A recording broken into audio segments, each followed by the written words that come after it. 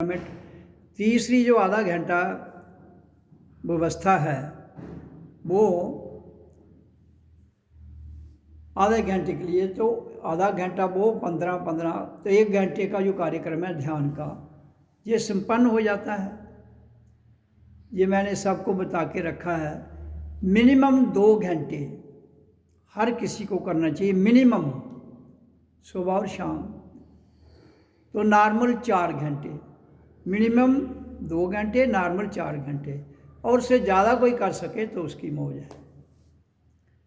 अगर जीवन को जीने की कला किसी ने भी जाननी है, उसमें कोई ये बहाना नहीं लगा सकता मेरे पास टाइम नहीं होता है। प्रकृति ने सबको बराबर टाइम दिया है। सबसे बड़ी बात देखा, सब कितने दिन रात 24 घंटे के होते हैं, मेरे लिए भी, आपके लिए भी, जानवरों के लिए भी। वो उस 24 घंटे में मैनेजमेंट उस समय की आपने करनी है। आप कहाँ से कैसे निकाल सकते हो? 2 घंटे तो निकालना चाहिए मिनिमम, नॉर्मल 4 घंटे, और उससे ज़्यादा जितना आप कर सकते हो आपकी बोल। तो इसलिए ये कहे जी समय नहीं है, मैं व्यस्त हूँ। व्यस्त किस बात में हो तुम लोग? कोई व्यस्त नहीं, खाली जहाँ दुनिया में आकर जहाँ खुद को बेवकूफ़ बना रहे हो या दूसरों को, दूसरा कोई बनता है या नहीं बनता है, ऐसी बातें करके तुम खुद को बेवकूफ़ बना रहे हो। आप कहते हो ना कि हमें उसने फंसाया, कोई किसी को कौन फंसाएगा? तुम कहते हो काल हमारे सिर पर चढ़ा है, काल तो सिर पर है लेकिन फंसते तुम हो ना उसमें। काल थोड़े फंसा रहा है ना। और धूप निकली है, धूप में बैठो नहीं बैठो वो तुम्हारी मर्जी है। तुम्हें कौन कह रहा है धूप में बैठो, कौन कह रहा है नहीं बैठो? तुम्हें ठंड लगेगी तुम बैठ जाओगे, तुम्हें गर्मी लगेगी अंदर आ जाओगे। कोई किसी को फंसाता नहीं है। We are just blaming the others, जबकि हम स्वयं जिम्मेवार हैं हर चीज़ के। जिस दिन एक चीज़ का एहसास हो जाएगा हमें कि हर चीज़ के जिम्मेवार हम हैं इस दुनिया में, अच्छा है या बुरा है, उस दिन समझ आएगी आपको। दूसरा कोई आपका अच्छा बुरा नहीं कर रहा है, कोई नहीं, कर ही नहीं सकता, कर ही नहीं सकता है। इंसान के पास इतनी ऊर्जा है कि अपनी ऊर्जा से वो इस धरती पर प्रलय ला सकता है। काल क्या चीज है? ये सारी मुसीबतें आपने खुद खड़ी की हैं, किसी और ने नहीं, खुद खड़ी की। किसी की कोई कहता मेरे को मेरा वो देवता चमकिया, मेरी कोई आलम की भूत चमकिया, कोई आलम की फलाना चमकिया। यार आप कुछ चमकेगा नहीं, चमकाते हो आप। किसको क्या मन में विचार लाओगे तो वो उस मन में जिस चीज का विचार लाओगे आप, उसकी एग्जिस्टेंस उसी समय खड़ी हो जाएगी आपके समक्ष। अच्छा बुरा जब हो जाएगी तो मन को, मैंने कहा ये घूमता है। मन जो है एक विचार को लेकर मल्टीपल विचार उसके साथ जोड़ देता है। जब मल्टीपल विचार जुड़ गए तो मन हावी हो गया। काल बुलाया आपने किसको? भूत को, देवता को। भगवान की पूजा तुम करते हो या भगवान तुम्हारी पूजा कर रहा है? वो कहते हैं करो नहीं करो मुझे क्या लेना है। Once I have created the universe, now it is your. अब जो गेंद है वो आपकी गोद में है। कहता है मैंने अपनी गोद से गेंद को फेंक दिया, अब तुम्हारी गोद में गेंद है, कैसे खेलोगे? वो तुम्हारी मौज है। फिर तुम कहते हो नहीं भगवान नाराज हो गया, मेरा देवी देवता नाराज हो गया, कुछ पंडित के ग्रह नाराज हुई है, वो मेरा दोस्त नाराज। भाई इधर तो स्वार्थ की दुनिया है, इधर सारा खेल मान विचार बुद्धि इंद्रियों का है। तो वो तुम्हारे पास है ना, किसके पास है मुझे बताओ? आपका मन आपके पास है, आपकी बुद्धि आपके पास है, विचार आपके पास है, कर्म आपके पास है। तो कहते ना जैसे तू बोएगा वैसा ही काटेगा। As you sow shall you reap. जैसा तुम बोओगे फसल वैसी ही काट लोगे। कभी ये देखना, आप आम का पेड़ लगाओगे, उसको आम के ही पत्ते लगेंगे, आम का ही फल लगेगा, फिर वो ही मिलेगा आपको। अब आम से सेब ढूंढोगे तो फिर आपको उसको क्या करना पड़ेगा, वो कलमा लगा देनी, वो पॉसिबिलिटी है। लेकिन कलम सेब की लगाओगे तो सेब निकलेगा। धरती वही है जहां से पानी मिल रहा है, तो वो भी संभव तब होगा जहां वहां की आबो हवा एक फल के लिए भी ठीक है, दूसरे के लिए भी ठीक है, तभी वो दोनों होंगे, नहीं तो नहीं होंगे। प्रकृति का सिद्धांत है। फिर कहते हो भगवान बड़ा है, ऐसा लोगों को डरा के रखा है, ऐसा डरा दिया है, ऐसी पूजा है इनकी, वो प्रतीक को सत्य मानकर तुम वहां ही तो रुक गए हो भाई, वहां ही रुक गए। रुकना, सोना, नींद निशानी मौत, और रुकना भी आपकी तरक्की का रुकना है, वो भी आपके जीवन का रुक जाता है। सबसे बड़ी बात क्या है, इंसान की धरती पर सर्वप्रथम नीड है, नीड। जब नीड पूरी हो जाएगी तो फर्स्ट शांति कैसे आती है, सेहत ठीक होनी चाहिए। सर्वप्रथम शांति, सर्वे भवन्तु सुखिना, सब सुख होंगे कैसे, अगर उनका शरीर ठीक हो। नंबर 1 तो शांति। नंबर 2, आपको भूख लगी है, आपको रोटी मिल जाएगी। नंबर 2 शांति आ जाएगी, आपकी नीड पूरी हो जाएगी, शांति आ जाएगी। अब बच्चा रोता है, माँ दूध पिलाती है, मस्त हो जाता है वो। हाँ, फिर भी अगर रोता है, इसका अर्थ है उसकी कोई और भी नीड है। तो इसलिए दुनिया में कोई भी काम करने से पहले हमारी सेहत तंदुरुस्त होनी चाहिए। दूसरा, हमारी जो डिमांड है शरीर की, वो पूरी होनी चाहिए। देन तुम मेडिटेशन कर सकते हो, नहीं तो नहीं।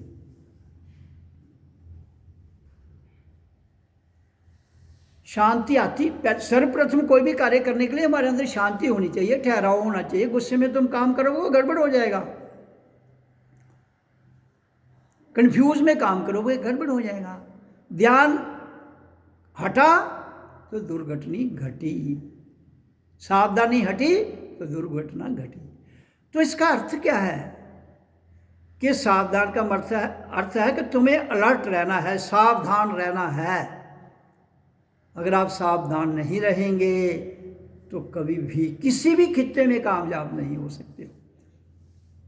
तो इसलिए सर्वप्रथम हमारी ज़रूरत जो है वो पूरी होनी चाहिए, तभी शांति मिलेगी। भूख लगी, आप पूजा पाठ थोड़े कर पाओगे। पहले तो पूजा पाठ का जो भगवान का जो सिस्टम है वो ही समझ नहीं आया, पूजा पाठ होता क्या है। प्रतीक दे दिए गए आपको, हाँ भाई भगवान को माथा टेको, वो सिर्फ एक किस्म की आपको कि डिसिप्लिन में लाने का मेथड है कि जब भी आप खड़े हो जाओ ऐसे शांत खड़े हो जाओ, अपने आप को बिल्कुल जो रीढ़ की हड्डी है उसको सीधे रखो और शांत। तो आपको प्यास लगी है, पानी चाहिए, पहले भूख लगी है, रोटी चाहिए। और अगर शरीर तंदुरुस्त नहीं है तो शरीर तंदुरुस्त होना चाहिए, फिर मेडिटेशन की बात होती है। तो इसलिए जो हम ध्वनि ओम की कहते हैं, ओम का अर्थ ही है शांति, ओम शांति। शब्दों से शांति मिलती है और सबसे बड़ा अक्षर जो शांति देता है वो ओम। उसके बाद राम, मैंने पहले भी बताया है, आज फिर बता रहा हूं। ओम कंप्लीट शांति देता है, राम माया में शांति देता है।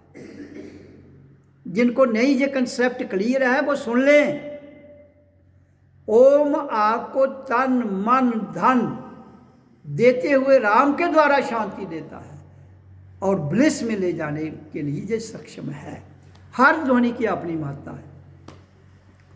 जैसे एक वेपन नहीं होता, वेपन पिस्टल का रेंज कितना है, 6 फुट। 6 फुट से परे आदमी होगा, तुम 50 गोली चलाओ उस पर कोई असर ही नहीं होगा, वो आपके रेंज से बाहर है।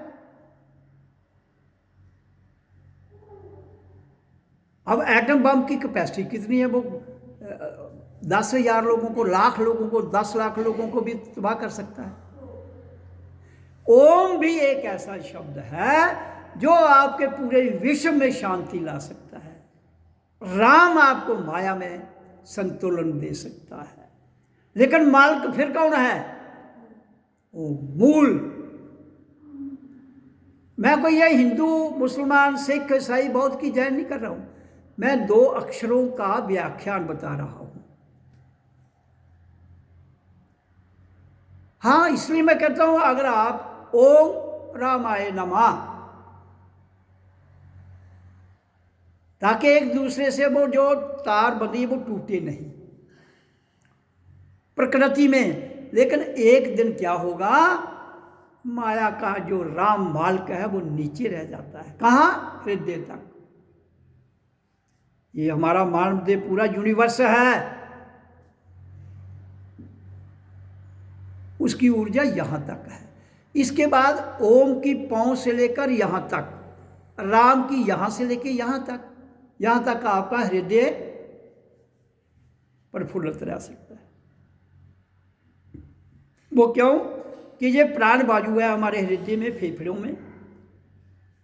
में प्राण बाजू है, हृदय में ब्लड सर्कुलेट करता है, फेफड़े उसको प्योरीफाई करते हैं, हार्ट उसको प्योरीफाई करता है, फिर फेफड़ों में आता है, फिर पूरी बॉडी में जाकर फेफड़ों से हार्ट में, हार्ट से प्योरीफाई होकर बॉडी में जाता है। तो फेफड़ों में जब आता है उसको ऑक्सीजन शुद्ध करती है, फिर हार्ट में जाकर ऑक्सीजन उसके साथ होगी तो बिल्कुल प्योर होकर फिर वो बॉडी को सप्लाई होता है। तो इधर धर्म के विषय की कोई चक्कर ही नहीं है। ओम की शांति जो है, Om is the original sound, Ram is the man made sound. क्योंकि इंसान को रोटी चाहिए थी, कपड़ा चाहिए था, उसने खोज की किसी शब्द में कितनी वाइब्रेशन है, वो इसलिए मैं बता रहा हूं। राम ओम की 0 लेकर इनफाइनाइट तक ये आपको पहुंचा देगा। राम 1 से लेकर 9 तक सफर कराता है। राम शब्द जो है उसका टोटल करो तो 9 की गिनती बनती है। ओम को आप करोगे, है वो भी 3 शब्द, ये भी 3, आ उ अंग, ये 3 शब्द से बन जाए, तीनों स्वर है, तीनों स्वर है। रा स्वर नहीं है, आ स्वर है, मा फिर स्वर नहीं है। ये व्याकरण की भाषा से मैं शब्दों का अंतर बता रहा हूं। आ भी स्वर है, ऊ भी स्वर है, जैसे ए और जू दोनों स्वर है। अब अंग शब्द इंग्लिश में नहीं है, हिंदी में है, संस्कृत में है, और संस्कृत लिपि ही पूर्ण लिपि है, बाकी सब बाद में। तो इसलिए हम मूल की बात कर रहे हैं, तो इसलिए वो तीनों स्वर हैं। और स्वर को क्या कहते हैं? इंडिपेंडेंट शक्ति, which needs no help to speak, that is called स्वर। जिसको which needs no help to speak is called swar, is called vowel English में, and the word which needs to speak is called consonant, व्यंजन। अब खाना बनाते हो ना, कहते हो कितने प्रकार के व्यंजन हैं, जिसमें स्वाद हो उसको व्यंजन कहते हैं। मिक्सचर, जिसमें सच भी है झूठ भी है, स्वाद सच और झूठ में मिलता है, प्योर में नहीं। प्योर में स्वयं को जाना जाता है, हु एम आई, मैं हूं, आई एम देयर, लेकिन हूं कौन? ओम मैं हूं अर्थ है ये ध्वनि आपको मैं आत्मा तक ले जाती है। कुछ लोग कहते हैं राम उसका पैरेलल है, ओम का कोई पैरेलल नहीं है। बड़े बड़े मैंने आचार्यों को यूट्यूब पर सुना, नहीं कहते हैं राम और ये एक ही, नहीं ऐसा। आपके कहने से एक नहीं हो जाएगा। आग अगर कहीं फंस गए हो, उसका अर्थ ये नहीं हुआ कि वो एक हो गए। ऐसा तो हम एक और दो भी कहेंगे, ये भी तो पैरेलल है, लेकिन दो की वैल्यू और है, एक ही और है। तो इसलिए ये खोज की बात है। भारत एक खोज है भाई। जिस देश में हम पैदा हुए हैं उसका नाम ही है इंडिया। भारत एक खोज। और इंसान और धरती पर खोज करने में सक्षम कौन है?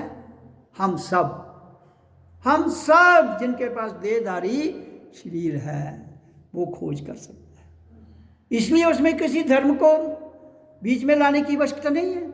हिंदू, मुसलमान, सिख, ईसाई, बौद्ध, जैन नहीं, उसमें एक ही बात को लाना है, हम सब इंसान हैं। हमारी जात इंसान है और हमारा जो धर्म है, कर्तव्य, वो इंसानियत का पालन करना। और हमारा लक्ष्य क्या है? हु एम आई, रूहानियत को जानना। बस ये तीन ही बातें हमारे जीवन की हैं। हिंदू, मुसलमान, सिख, ईसाई, बौद्ध, जैन, जितने भी संप्रदाय हैं, वो अशांति को भंग करने का नाम है। शांति को भंग करने का नाम शांति है। कहते सब हैं हम सब भाई भाई, लेकिन भाई भाई का गला काट रहा है भाई। काहे कि भाईपन कह रहे हैं हम सब भाई, लेकिन गला भाई भाई का काट रहा है। तो आज के युग का भाई संप्रदायों में बंट चुका है। हिंदू, मुसलमान, सिख, ईसाई, बौद्ध, जैन। जातिवाद, आपकी सारी राजनीति जातिवाद पर आधारित है। कॉन्स्टिट्यूशन में लिखते हो हम सब बराबर हैं, तो इलेक्शनें जातिवाद पर लड़ी जाती हैं।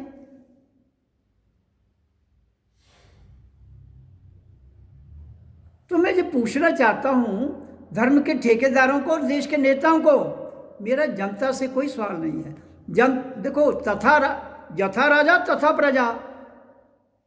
राजा भ्रष्ट है तो जनता भी भ्रष्ट है, क्योंकि वो राजा को, ये लोकतंत्र है ना हमारे भारत में, चुन कौन रहा है उनको? जनता। तो वो भ्रष्टाचार करते हैं तो जनता, इसका मतलब तुमने भ्रष्टाचारी को चुना इसलिए वो भ्रष्टाचार है। जिसको बोला पहले तो हम भ्रष्टाचारी हुए, जो जनता उनको चुन रही है, फिर वो हमसे बड़े भ्रष्टाचार हैं क्योंकि सत्ता दे दी। नीड के बाद क्या आता है? नीड के बाद दूसरी चीज क्या आती है दुनिया में? नाम, मशहूरी होनी चाहिए मेरी, प्रसिद्धि। फिर तीसरी क्या आती है? प्रसिद्धि के बाद कहते हैं यार किसने सत्ता मिले। नीड, जरूरत, नेम और फेम, देन पावर।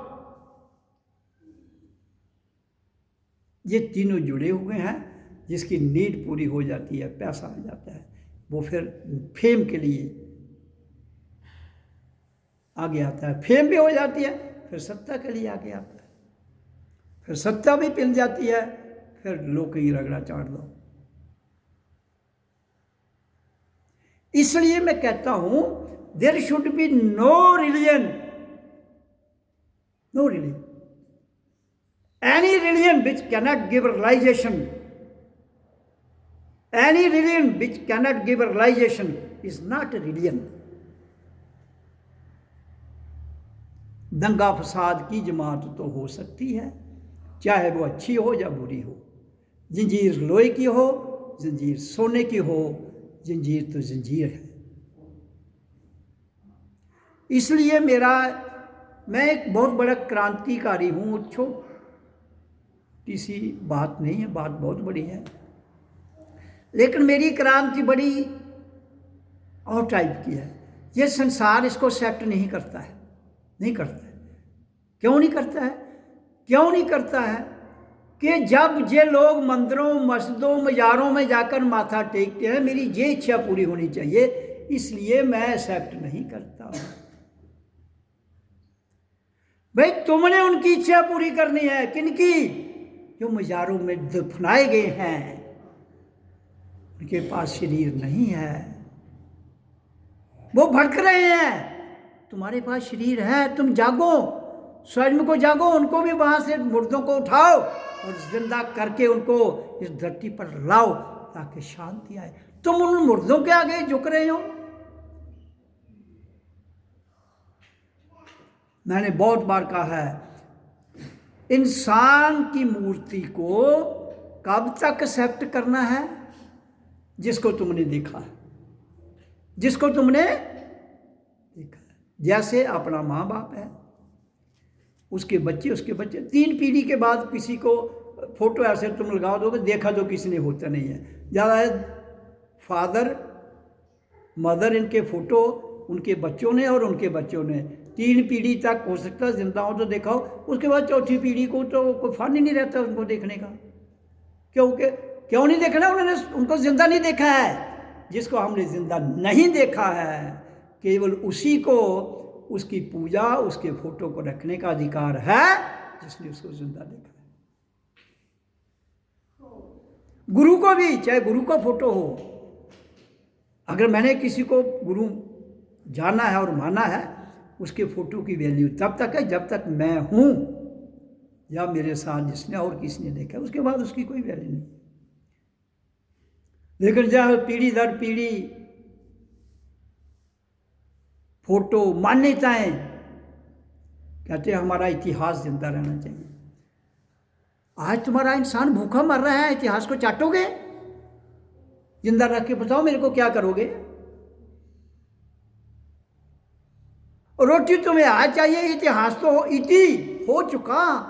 हास मैंने घटना, जो घटना हो चुकी उसको क्या करोगे?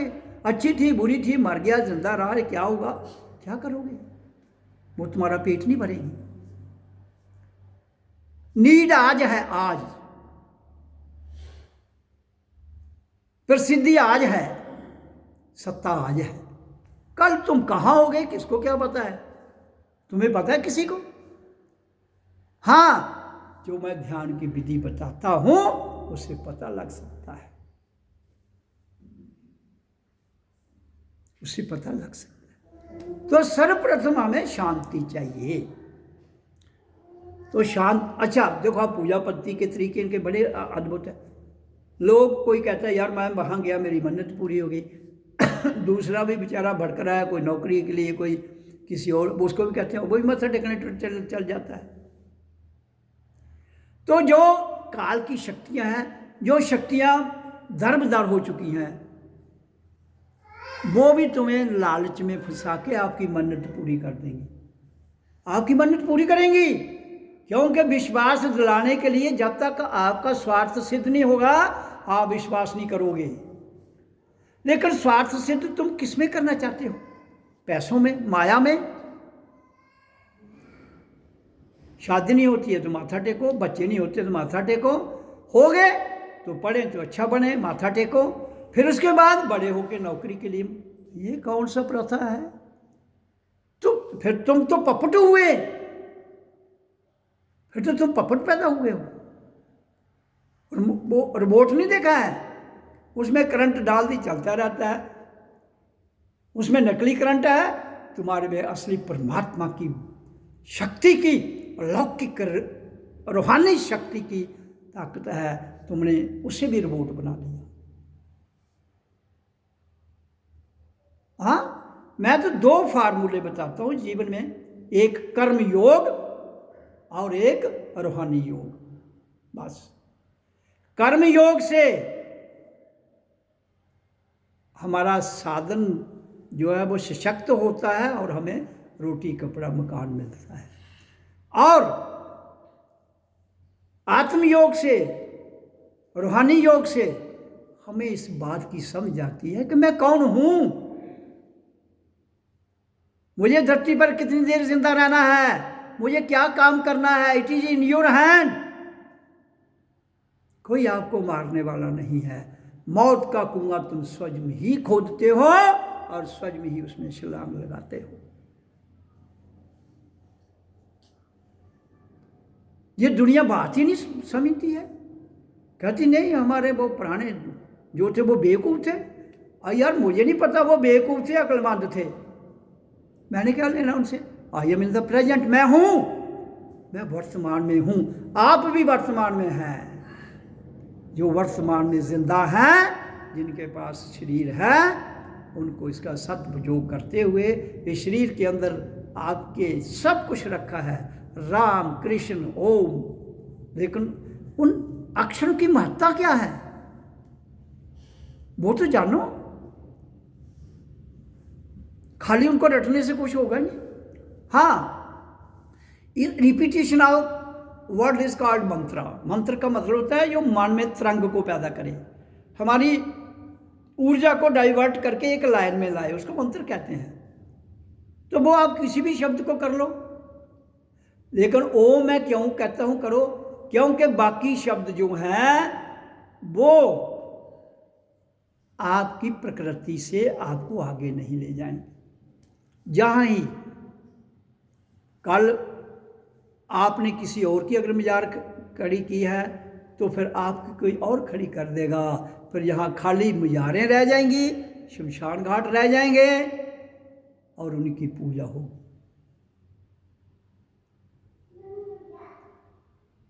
एक पाषाण की मूर्ति में क्या ताकत है मुझे बताइए भाई। तराश के तुम उसे भगवान की औडी दे रहे हो, फिर मंत्रों से उसका स्थापन करते हो। अगर तुम एक पत्थर को मंत्रों का क्या आवाहन करके उसको भगवान का रूप दे रहे हो, हिंदुस्तान में पूरे विश्व में इतने भूखे लोग हैं जिनको रोटी नहीं मिल रही है, उनको क्यों नहीं मंत्रों के उच्चारण से, उनको दो ना मंत्रों का उच्चारण। मंत्रों पत्थरों को मंत्रों का उच्चारण देने का क्या फाना है मुझे बताए ना, चर्चा करें मेरे साथ। अगर उनके अंदर ताकत है कि वो पत्थरों को उच्चारण के साथ मूर्तियों में जीवादान दे सकते हैं, उनको सोने के मुकुट चढ़ा सकते हैं। एक गरीब आदमी जिसको रोटी का मसला नहीं हल हो रहा है, उसको वो मंत्र दीजिए और उसको फूलों की माला दीजिए। वो है सच्ची भक्ति। तुम उस परमात्मा ने पर ढोंग अर्चाकर लोगों को बेवकूफ बनाकर, लोग मुझे कहते हैं जी आप खिलाफ बोलते हो इसके खिलाफ। भाई मैं किसी के खिलाफ नहीं बोलता हूँ, 50 बार कह रहा हूँ, हजारों। मैं सिर्फ ये आपको जगा रहा हूँ, सत्य ये है तुम्हें धर्म के ठेकेदारों ने और नेताओं ने भरमाकर रख दिया है और तुम फिर वहीं के वहीं हो। अगर वो भ्रष्ट हैं, आप चुनने वाले भी भ्रष्ट हो। ये कहते हो करप्शन खत्म नहीं होती है, एक दिन में खत्म हो जाती है, एक दिन में।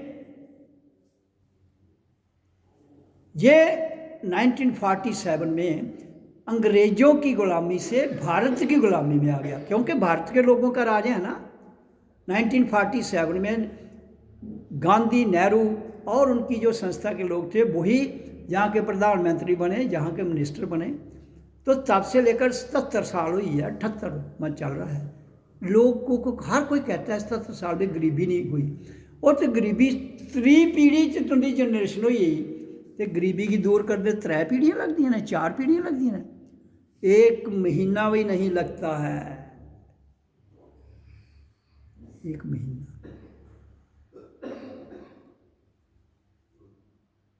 वो कैसे होता है?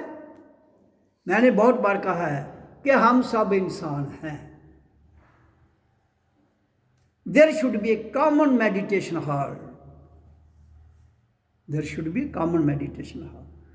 कोई मंदिर, मस्जिद, गुरुद्वारा कोई नहीं, मेडिटेशन कॉमन, सब जाए उधर। जब परमात्मा एक है, हाँ मेडिटेशन हॉल एक गांव में, शहर में 100, 500 जितने भी बनाने हैं बना लो, जितनी वहाँ की आबादी है उसके हिसाब से एक हॉल में कितने आदमी एडजस्ट करने हैं तो बना लो, वहाँ लोग जाएं। Everyone should go there, compulsory. और जो भी गवर्नमेंट का स्कूल, कॉलेज, विश्वविद्यालय है उसमें भी एक मेडिटेशन हॉल कॉमन होना चाहिए।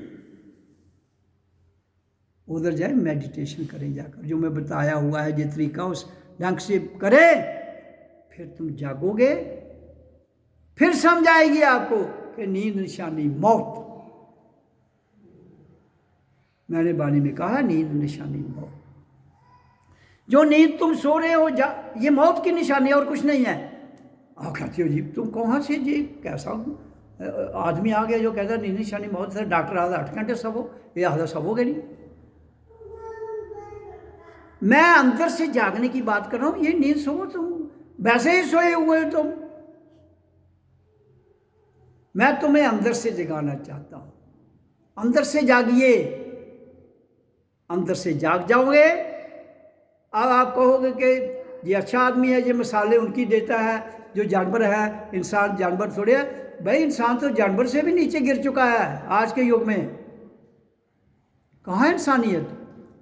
हाँ, कुत्ता नहीं सोता है, कौवा नहीं सोता है। सिर्फ आपको आंखें मीटे देखेंगे, आप जरा पाँव हिलाना उनके पास जाकर, उसी वक्त अलर्ट हो जाएंगे। और बहुत से ऐसे पक्षी हैं, मछली है, और भी बहुत जीव जो तुम तो जागने के लिए आए हो तो तुम सो जाते हो। तो इसका क्या अर्थ हुआ कि जानवरों से भी तुम नीचे चले गए हो। You are not doing your character. आपका चरित्र है क्या, उसको नहीं जान रहे हो।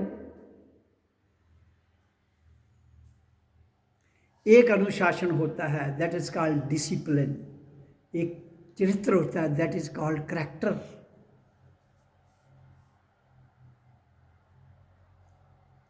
इसलिए अनुशासन और कैरेक्टर जो है, ये दोनों चीजें नेचर से मिली हुई हैं हमने, लेकिन उसको बिगाड़ा किसने? हमने। माँ बाप, स्कूल, कॉलेज, जो हमारी शिक्षा है। क्यों? कि शिक्षा जो है, अब यहां कोई गुरुकुल है, कोई मदरसा है, what is the need of it? शिक्षा की एक ही पद्धति है, शिक्षा और दीक्षा। शिक्षा है थ्योरी, दीक्षा है प्रैक्टिकल। आप साइंस पढ़ते हो ना, साइंस की एक थ्योरी है, एक प्रैक्टिकल है। तो एवरीथिंग इज साइंस। जैसे एक फिजिक्स है, केमिस्ट्री है, बायो है, ये 3 साइंसें हैं ना। और एक स्पिरिचुअल साइंस भी है, स्पिरिचुअल साइंस। मैं वो भी पढ़ी हुई हैं, स्पिरिचुअल साइंस भी। हर साइंस जो है उसकी थ्योरी तो है, लेकिन तब तक वो साइंस सिद्ध नहीं होती जब तक प्रैक्टिकल नहीं है। भौतिक स्तर पर जो साइंस है उसको मैन मेड लैब में सिद्ध किया जाता है। स्पिरिचुअल साइंस को ये जो लैब नेचर से मिली है उसमें सिद्ध किया जाता है। वो लैब कमरा होगा तो ये बहुत बड़ा लैब का मंदिर है, जिसके अंदर physical science, chemical science, bio science और स्पिरिचुअल साइंस चारों हैं। जो बाहर है वो फिजिकल, केमिकल, बायो, और जो भीतर है उसको कहते हैं स्पिरिचुअल साइंस, आध्यात्मिक विज्ञान। उसका माथा टेकने से क्या, जो बाहर की साइंस पढ़ते हो लैब में जाके माथा टेकते हो तुम। साइंस का माथा टेकने से कोई लिंक ही नहीं है, साइंस का पूजा करने से कोई लिंक ही नहीं है। खोज, रिसर्च, साइंस है क्या? रिसर्च। सर्च ऑलरेडी हो चुकी है, हम भूल चुके हैं। गीता में कृष्ण अर्जुन को ज्ञान दे रहा है, अर्जुन तुम भूल गए हो, मुझे याद है, इसलिए मैं तेरे को समझा रहा हूं। क्या कह रहा है कृष्ण अर्जुन को? उसमें कहता है ये सूरज मेरे इशारों पर चलता है। कहते हैं वाह भाई, और कृष्ण क्या बात करता है? सूरज कब से है? तुम आज हो, मुझे क्यों ये बेवकूफ़ बना रहे? कहता तुझे बेवकूफ़ नहीं बना रहा हूँ, तेरे मेरे जन्म कई हो चुके हैं, तुम्हें याद नहीं, मुझे सब कुछ याद है। क्यों? कि कृष्ण वो व्यक्ति है जो आत्मा को जानता है, और आत्मा तो जब सृष्टि बनी तब से पहले से है, लेकिन एक समय आया जब उस आत्मतीय जो परमात्मा की ऊर्जा है वो वहां से थोड़ा सा अंश बिखरा और आगे रचना हो गई। किसी ने नहीं की है। जो कोई क्रिएट नहीं करता है उसको कहते हैं डिवाइन पावर, अलौकिक। जिसको आदमी के द्वारा बनाया जाता है उसको कहते हैं भौतिक। अलौकिक और भौतिक, संसार भौतिक है, इसको बनाया गया है। लेकिन इंसान जो है ये बनाया गया नहीं है। एक दफ़ा ये समझ में आया है, उसके बाद इसको तौर तरीके उसने, इसलिए तो उसने पॉजिटिव एक नेगेटिव शक्ति भेजी, तभी तो करंट पैदा होती है। बिजली आप पॉजिटिव भी भेज रहे हो तो लाइट कहाँ से आएगी? इसी तरह से एक नर और नारी दोनों के भीतर करंट, एक पॉजिटिव एक नेगेटिव है। वो दोनों जब जुड़ते हैं तो ब्लास्ट होता है, जिससे बच्चा पैदा होता है, जिसमें जनरेशन पैदा होती है। उन दोनों का स्वरूप बच्चे के रूप में फिर वही सिस्टम आ जाता है। तो इतने ड्रामे, इतनी कहानियां, इतने किस्से, ये नहीं होता, वो नहीं होता। फिर क्या सिंपल सा मेथड मैं बता रहा हूँ आपको। उसके लिए इतने ग्रंथ, इतने पंथ, इतने ड्रामे, इतने धर्म, इतने संप्रदाय, इतने, कोई कहता दाढ़ी रख लो, कोई कहता बाल रख लो, कोई कहता आदि काट लो। वो तुम काटो, तुम्हारी मौज है, नहीं काटो तुम्हारी मौज है। सारी ऊर्जा इंसान ने केवल कहाँ लगा दी? भौतिकता में। सारी ऊर्जा,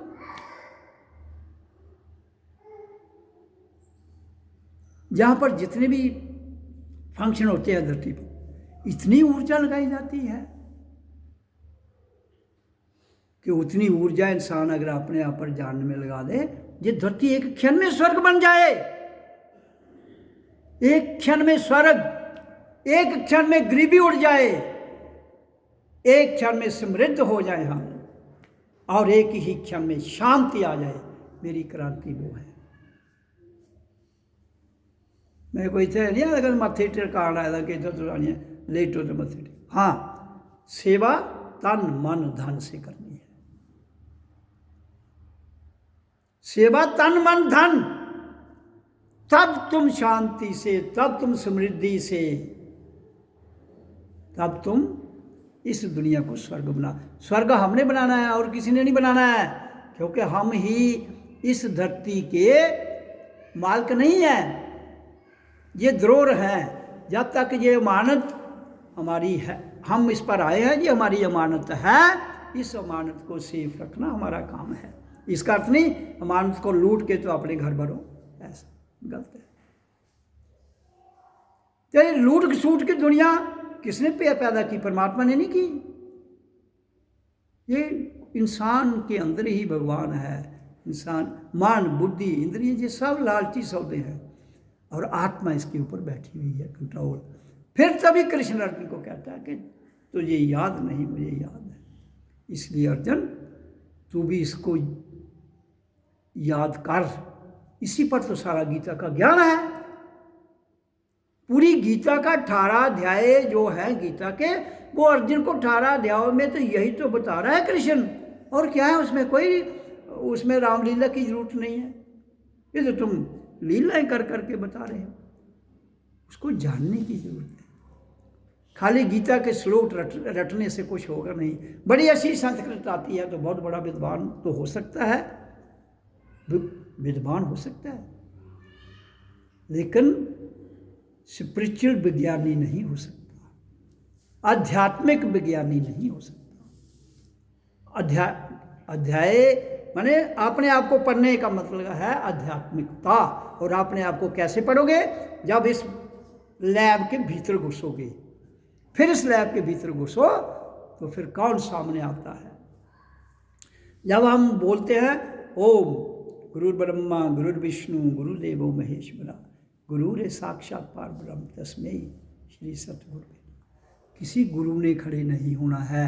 जिस दिन आपका अपना आप सामने खड़ा हो जाएगा, वो आपके भीतर का गुरु आपके समक्ष है, उसके लिए कहा गया है। उस गुरु के आगे ये मंत्र है, ओम गुरुर ब्रह्मा गुरुर विष्णु गुरुदेवो महेश्वरा गुरुरे साक्षात पार ब्रह्म तस्मै श्री। दूसरा उसमें कोई नहीं है। कहता ओम ही गुरु है, गुरूर जो प्रकाश, जो अंधेरे से प्रकाश में ले जाता है। गुरुरे ब्रह्मा, वही ब्रह्मा है जो उत्पत्ति कर रहा है। गुरुरे विष्णु, वही विष्णु है जो पालन कर रहा है। वही साक्षात पार ब्रह्म परमेश्वर है। इसलिए कहता है उसको मैं नमन करता हूँ, किसी और को नहीं, स्वयं को। मैं उस गुरु को नमन करता हूँ। तुम किस गुरु को नमन करते हो समझाई है तो ये आ जानी चाहिए। मैं जब भी ध्यान में बैठता हूँ स्वाय अपने आप के किसी को नहीं देखता हूँ। जब अपने आप को सामने देखता हूँ उसी को फिर मस्त हो जाता हूँ, मग्न हो जाता हूँ। वही सच्चा गुरु है, आप सबके भीतर ही वही। उस गुरु के लिए मंत्र है, ये देवी देवताओं के लिए नहीं है। किसी देवता को गुरु मान लिया, किसी और को मान लिया ना, आपके भीतर बैठा हुआ गुरु जिस दिन आपके सामने प्रकट हो जाए, आप इधर बैठे हैं वो सामने आपके खड़ा हो जाए, वो आपका ही उसमें से निकला हुआ एक सूक्ष्म, अति सूक्ष्म ज्ञानी शरीर होता है जो आपको ज्ञान देता है। और उसकी चमक देखोगे हैरान रह जाओगे। बाहर की चमके लगाने से, किसी के गले में सोना डालने से चमक तो नकली बन सकती है, लेकिन असली चमक नहीं दिखेगी और तुम फिर उसी चमक में फंस जाओगे जहाँ हमारे बुजुर्ग फंसे थे, और हम भी उसी रास्ते पर चलते चलते बह जाएंगे। तो बंधुओं, वो क्रांति कभी नहीं आएगी जिस क्रांति की मैं चर्चा करता हूँ। तो फिर कभी भी शांति, फिर वार काट, आतंकवादी, ये वो, फिर उन्हीं की पूजा होगी। किसकी? आतंकवादियों की। एक आतंकवादी आ जाए पूरी गवर्नमेंट अलर्ट हो जाती है। एक आतंकवादी या एक जो गैंग का हेड है, पूरी गवर्नमेंट अलर्ट हो जाती है। तो मैं तो ये फिर उसमें ये आप तथ्य स्वयं निकालिए, पावरफुल कौन होगा? वो एक व्यक्ति के जाए तुम्हारी पूरी गवर्नमेंट हिल जाती है? मेरे को बताओ ना, एक आतंकवादी के आने से तुम्हारी गवर्नमेंटें हिल जाती हैं, वो एक ही धमकी देता है। तो पावरफुल तुम हुए हो, तुम उसको ढूंढ ढूंढ के मारना चाहते हो।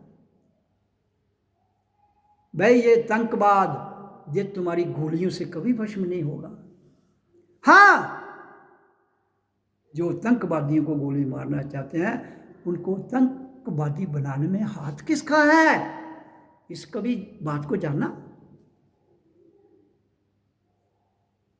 वो हमारे बच्चे जो माँ बाप के ही बच्चे होंगे ना, किसी के, वो हिंदू हो मुसलमान हो, मुझे कोई नहीं लेना देना है, इंसान के वो स्वरूप है हम दोनों। तुम उसको संप्रदायों में बांट के मारोगे, ये आतंकवादी है, ये नहीं है, तो वो आतंकवादी मरता नहीं है, शरीर छूट जाता है। जीवात्मा कभी मरती नहीं है। जिसको मारना है वो तो तुमसे मरेगा नहीं। ये किसी का मकान छीनने से उसका मकान छीन सकते हो, कुछ समय के बाद वो और मकान ले लेगा, फिर तुम्हें जबरदस्त होके वो रोंदेगा। तुम फिर जिसकी मर्जी पूजा कर लेना। आपके सामने जिंदा मिसालें हैं। आपके मंदिर, मस्जिद, गुरुद्वारे आतंकवादियों ने घेर के रखे हैं, लेकिन आप नहीं।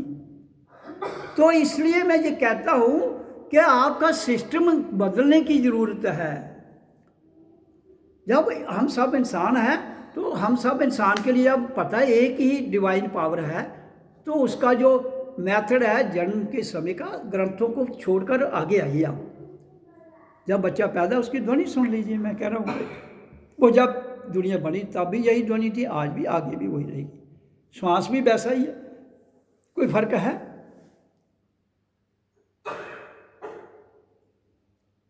फिर कौन से गुरु के पास जाती है दुनिया? वो फलाना गुरु, वो फलाना।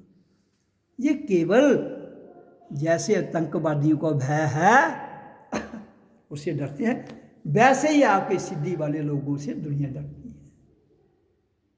हो जाता है ये बहुत बड़ा बाबा सिद्ध है, वो ये बात बता देता है, ये बता देता है। क्या करना है तुमने बातों को पूछ के? यू नो योर सेल्फ, खुद को जानो। यहां खड़े किए गए जितने भी ये किसी भी धर्म से संप्रदाय से लोग हों जो लोगों को बेवकूफ बनाते हैं, वो भी कम नहीं है उन जो गुमराह करने वाले लोगों से, वो भी कम नहीं है। और जनता उनके पीछे घूमती है। इसका मतलब क्या है? ये एक ही थैली के चिट्ठे बट्टे हैं।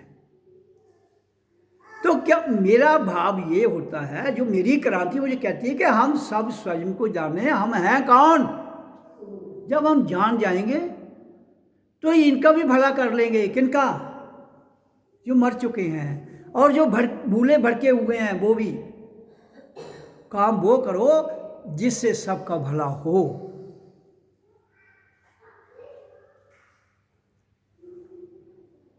वो कहते हैं सर्वत्र भला, सर्वत्र का भला, और उसके पीछे मेरा भी भला।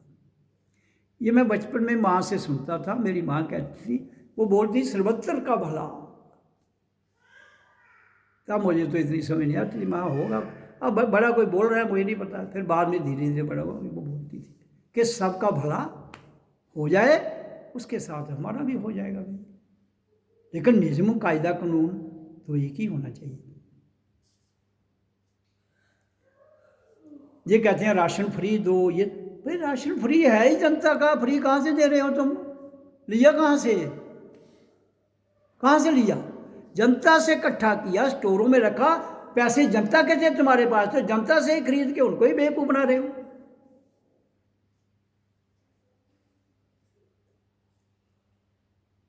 तुम्हारा सिस्टम ऐसा होना चाहिए कि हर गांव में एक मार्केट खोल दो, उधर एक आदमी रख दो ध्यान रखने के लिए, बाकी जिसको जिस चीज़ की जरूरत है, कितनी जरूरत है दे दो, ले जाए वो, कोई पैसा नहीं लेना है। जो जरूरत है फ्री है। किसी चीज को गुलाम बना के तुम दूसरे को भी गुलाम बना रहे हो। माँ बाप बच्चों को गुलाम बना रहे हैं, गवर्नमेंट जनता को गुलाम बना रही है, पुजारी मंदिर में आने वालों को गुलाम बना रहे हैं। इसको मत्था टेको, इधर मत्था टेको। कहीं आप धार्मिक स्थल पर चले जाओ तो एक तो जिस उस धार्मिक स्थल का कोई नाम है, 10 उसके साथ हो, और उसके छोटे छोटे छोटे, इधर भी मत्था टेको, इधर भी देखो, इधर भी टेको, तो तुम्हारा काम होगा। भाई ये धंधे कब तक चलाओगे मेरे को बताओ? ये धंधे तुम्हें खा जाएंगे, बिल्कुल खा जाएंगे। एक जात पात खा जाएगी, संप्रदाय खा जाएंगे, और फिर ये धंधे आपके जो शुरू किए हैं वो भी खा जाएंगे। वह जात्र पावरी कान सकता है। जात्र पावरी उसी बीमारी है, जिसको खुद को बीमारी है वो दूसरे की दूर करेगा, उसको भी चमकाएगा। मैंने बहुत बार कहा है कि जब हमारी ऊर्जा यहाँ हार्ट में पहुंचती है तो हमें जात्र खुद आती है। जब मैं प्रत्यक्ष बताता हूँ हर चीज़, क्या कि जीवन में मैंने जो जूमा हुआ है वो बता रहा हूँ, किसी किताबों से पढ़ के नहीं। हमारे अंदर हर रोग भी है, और हर रोग का बैठा हुआ डॉक्टर भी है उस रोग को ठीक करने के लिए। हमारे भीतर हर रोग है, और हमारे भीतर उस रोग को ठीक करने वाला डॉक्टर भी बैठा है। लेकिन जब तुम डॉक्टर को पीछे छोड़ते हो, रोग को आगे दूसरे के हवाले कर देते हो, तो डॉक्टर कहता है भाई क्या कर जो करना है। जो असली डॉक्टर पीछे हट जाता है। उसका उदाहरण एक बार मैं एक छोटी सी कहानी सुनाता हूँ। एक बार अब कृष्ण की जो मेन रानियां थी, जो इतिहास कहता है, उदाहरण या सत्य जो भी है वो, मैं बात ठीक है वो। तो रुक्मिणी उसकी जो घरवाली थी, 8 उसकी रानियां थी जो पेट थी, ऐसे तो 16,100 थी, जो दुनिया में दिखाने के लिए ही है, लेकिन उसका मेन मकसद मैंने बहुत बार बताया है कि वो 16,100 कौन है और 8 कौन है। मैंने ये बात सुना के उनका भी थोड़ा सा व्याख्यान कर दूँगा। तो रुक्मिणी जी, कृष्ण बैठा है, रुक्मिणी कहती भोजन लाती है, उसके पास छोड़ती है, वो भोजन खाता है। कृष्ण भोजन खा रहा है, शुरू ही करता है, पहला निवाला लिया तो उसने थाली छोड़ दी तो उठ के भाग। रुक्मिणी कहती है क्या हो गया तुम्हें, कहाँ भाग रही हो? वो कह रहा रुक्मिणी रुको, मैं आ रहा हूं अभी।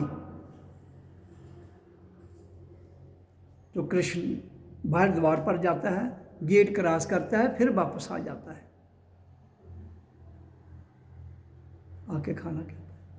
तो रुक्मिणी पूछती है भाई भागे भी और वापस भी आ गए, चक्कर क्या है बताओ? कहने लगा रुक्मिणी बात ऐसे है कि जब मैंने खाना शुरू किया खाना, तो मेरा एक भक्त मुझे याद कर रहा था, उसको कुछ लोग मार रहे थे, उसने मेरे को याद किया, मुझे भागना पड़ा, खाना छोड़कर भी उसकी रक्षा के लिए भागना पड़ा। और जैसे ही मैं गेट अब दरवाजे से बाहर गया, उसका विचार बदल गया भक्त का, कहने लगा मैं खुद निपट लूँगा। उसने भी उन पर वार शुरू कर दिया। तो मैंने कहा अब इसने जब तक ये मुझे याद कर रहा था तो मैं तो खाना छोड़कर भागा, अब ये कहते मैं खुद निपट लूँगा, मैं वापस आ गया, भाई निपट लो भाई।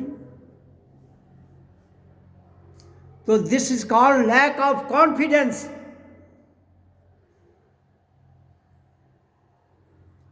अगर तुम ओम का उच्चारण नहीं करते हो, जो मैं मूल बताता हूं ध्वनि, तो ये जनता का लैक ऑफ कॉन्फिडेंस है, चाहे हिंदू हो, मुसलमान हो, सिख हो, ईसाई हो, बौद्ध हो, जैन हो।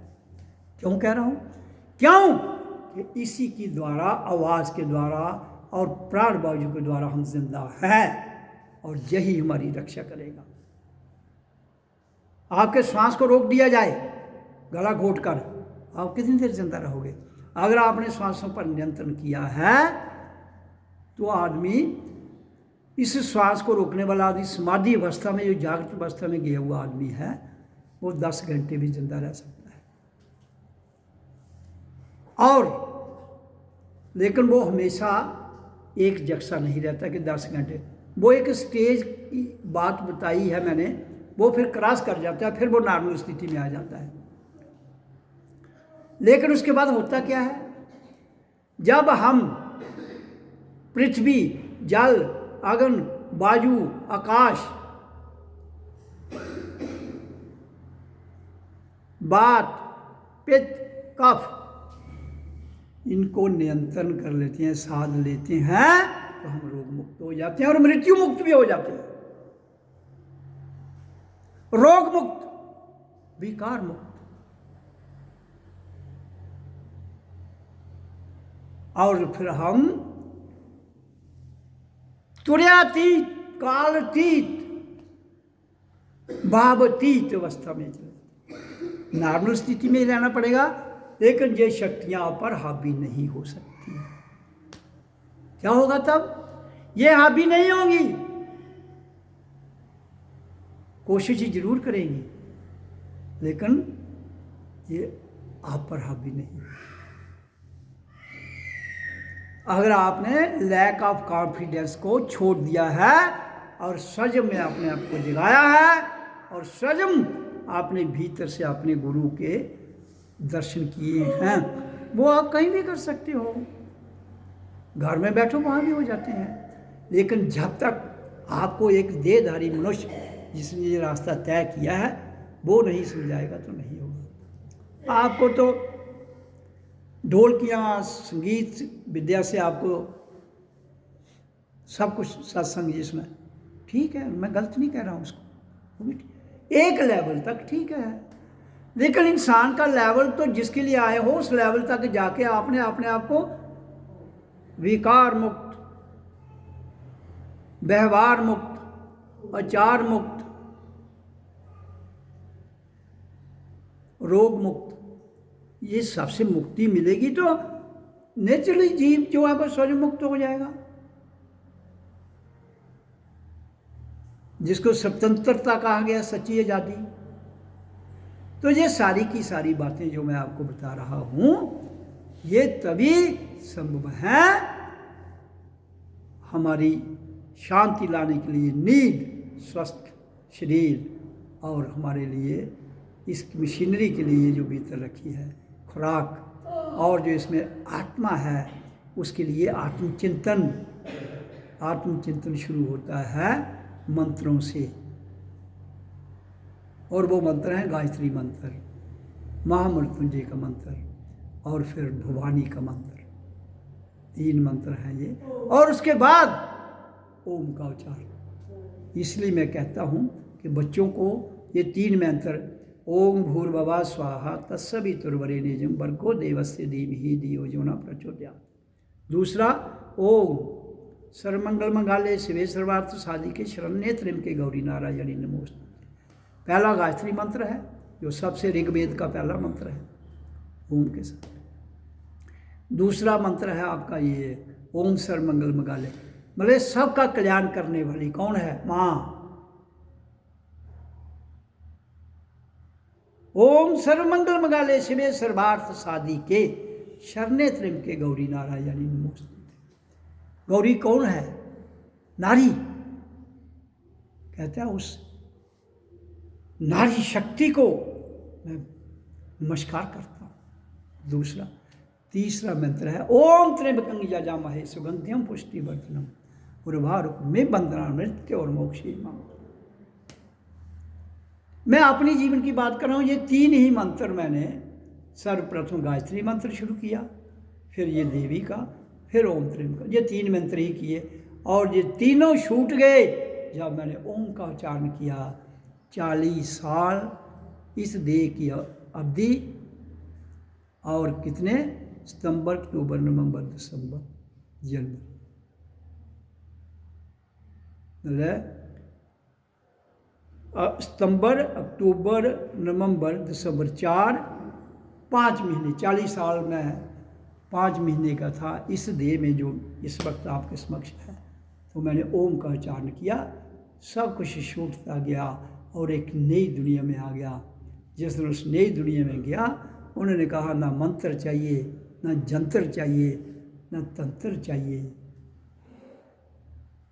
इससे आप आगे चले गो। ना ग्रंथ पढ़ने की आवश्यकता है, ना ये अगरबत्ती जलाने की आवश्यकता है। वहाँ तो आनंद ही आनंद है, मौन कंप्लीट। तब से मेरे यहाँ से ये 40 साल 5 महीने का जो समय हुआ है उसकी चर्चा कर रहा हूँ। अब 1900 ये बात है 88 की, 1988। तो तब तक मैं ये मंत्र किए हैं, और गुरु दीक्षा में भी मंत्र मिला था वो भी किया। तो मैं इसलिए आपको ये बात बता रहा हूँ कि जो रास्ता मैंने सत्य के आधार पर तैयार किया है, मंदिरों मस्जिदों में मैंने भी बहुत पूजा की है, ऐसी बात नहीं कि मैंने नहीं की है। मंदिर, मस्जिद, गुरुद्वारे, गिरजाघर, हर जगह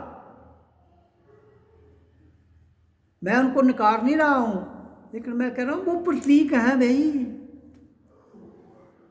लेकिन प्रतीक को छुड़ाइए तो सही।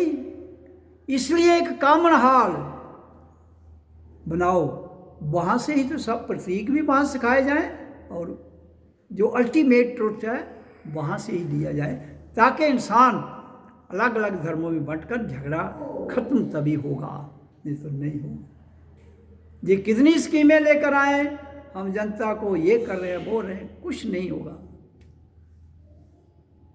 कुछ समय के लिए टेम्परेरी रिलीफ तो मिल सकता है, लेकिन आनंद और ब्लिस नहीं मिल सकती, परम शांति नहीं मिलेगी। तो एक धक्का आगे एक पीछे खाते रहो, चलते रहो। अगर तुम नहीं मेरा साथ दोगे, भाई मैं तो यहाँ आया हूँ क्रांति के लिए, साथ नहीं दोगे तो मेरा क्या बिगड़ना है। मैं छोड़ूंगा शरीर, फिर अपनी इच्छा से आ जाऊंगा जहाँ चाहूँगा। मुझे कोई दिक्कत नहीं। दिक्कत फिर उन लोगों को होगी जो मेरी क्रांति को ना समझ रहे हैं, ना उसमें आ रहे हैं, नुक्ताचीनी तो कर रहे हैं। इसलिए मैं कहता हूँ मेरी नुक्ताचीनी करने से कोई फर्क नहीं पड़ता है, मेरी स्तुति करने से कोई फर्क नहीं पड़ता है। तुम निंदा स्तुति कितनी भी कर लोगे, मेरा कुछ भी नहीं बिगाड़ सकते। तुम्हें अच्छा लगता है बुरा लगता है वो तुम्हारी मौज है। मैंने जो सत्य कहना है वो कहता हूँ, कहता रहूँगा, कहता था। तो इसलिए आज का सत्संग संपन्न करता हूँ। आपने सुना। ओम ओम ओम।